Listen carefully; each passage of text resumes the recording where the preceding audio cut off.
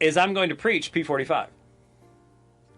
So in other words, I'm going to preach the sections of Matthew, Mark, Luke, there's just a tiny portion of John, but I can sneak something in there, and Acts that remain extant in P45. If I've got the time, I may even provide a bulletin insert with at least an image of a part of where we're going to be speaking. And I wonder, I know there is a PDF file attachment thing on sermon audio. There is.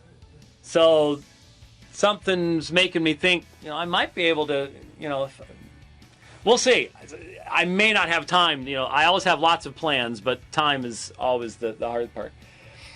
But I'm certainly what it's going to force me to do, and one of the things I have to do for this project is I have to translate P45 and Toto. What are you laughing about?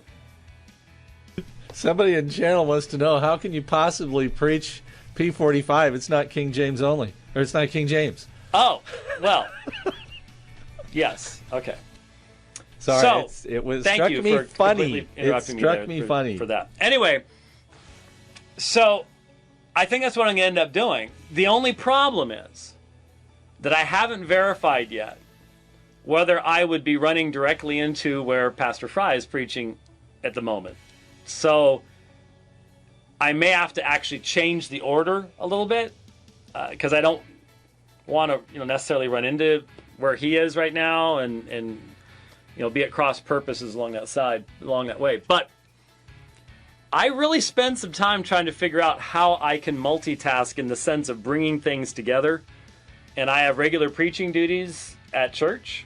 And so I need to be translating this papyrus. It's not that there aren't excellent renditions of it, but obviously the actual translating of it forces you to become extremely familiar with it and what it's missing, what it's not. I should not have chased this rabbit, but I did, so let me finish it up. It doesn't look like P45 has ice top hat on.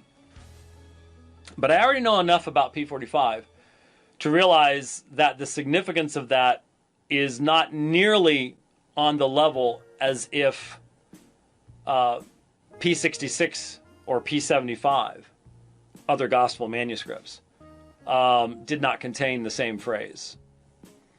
The reason being, the author of P45 frequently omits things. And one of the parts of my study will be identifying, one of the big issues of P45 is, what was the scribe copying? Because it seems that in the different portions of the manuscript, different sources are being used. So that's why I can sort of shed some light on what sources were available around 225 AD.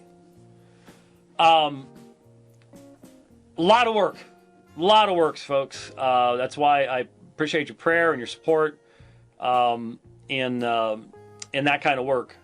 Especially because while trying to do that, I've got Russell Hunter of Abolish Human Abortion calling imprecatory prayers down upon me.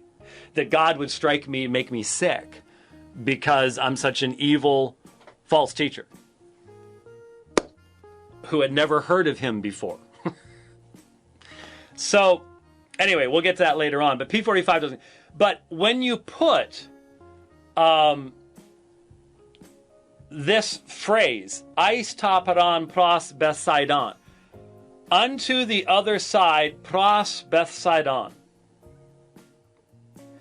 and then you just go down, you have the walk, Jesus walking on the water, Jesus enters into the boat, he got in the boat, and then in Mark 6:53, and having crossed over, they came to land at Gennesaret and moored to the shore. So here's what I said in regards to what to Dr. Licona on the webinar. Dr. Licona, it seems obvious to me, thinks that the best conclusion for a person to come to based upon the factual information is that there is a fundamental error in the text of Scripture. Now, what that means about his understanding of what Scripture is, what inspiration is, when he then goes on to say we don't know what inspiration looks like, and so on and so forth, there seems to be and in fact, honestly, reading the added material to the article,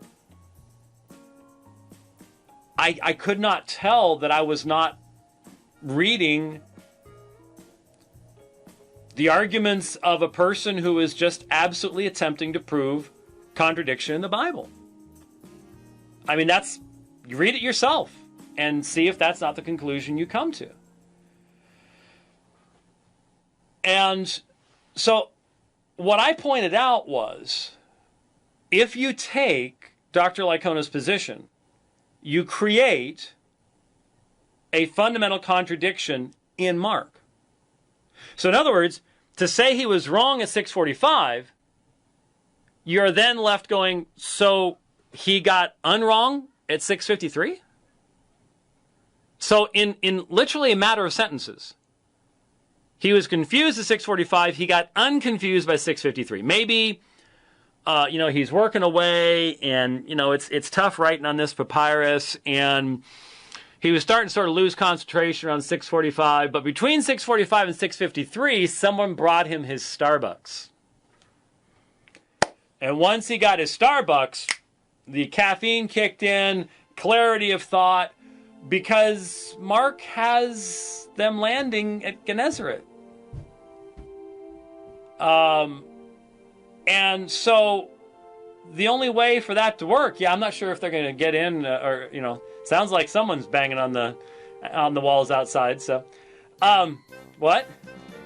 Yeah, I was going to say, I haven't even gotten to talking about him yet. So let's put it this way. Let me illustrate it this way, because Dr. Licona tried to use some illustrations about directions and stuff. What do you think someone could do if they had the time to do it, which I do not and have no interest in doing, but what do you think someone could do if they applied the guilty until proven innocent, or at least confused until proven innocent hermeneutic to something that big? Don't you think Dr.